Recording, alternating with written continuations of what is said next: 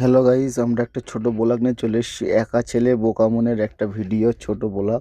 আমরা আজকে ঠাকুর আনতে এসেছি। আমাদের পাড়ায় এই ছেলেটা কত সুন্দর ঢাক বাজাচ্ছে। এসেছি আমাদের বাদুড়িয়া কিনেমারা পার হচ্ছে। আমরা এখন যাচ্ছি। আমরা বাদুড়িয়ায় আমাদের ঠাকুর তৈরি করা আছে, সেখানে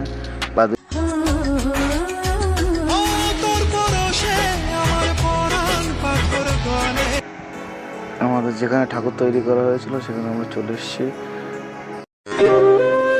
মা, প্রতিদিন আমি ভাগ্যের কাছে হেরে যাই, কিন্তু তোমার কাছে এসে মনে হয় হার নয়, জয়। আমাদের প্রতিমা বার হচ্ছে, কমিটির ছেলেরা সব বার করছে। প্রতিমাকে গাড়িতে তুলতে হবে। আমরা 107 নিয়ে এসেছি। ওই যে আমাদের 107 গাড়ি, আমাদের প্রতিমাটা একটু বড় বলে আমরা একটা বড় গাড়ি করেছি। আমাদের গ্রামের ভিতরে ঠাকুর চলে এসছে।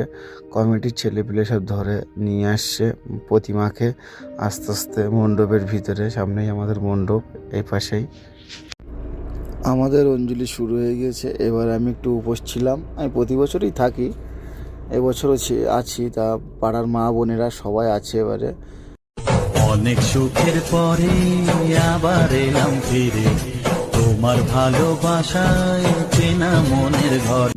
আমাদের পুজোর শেষের দিকে।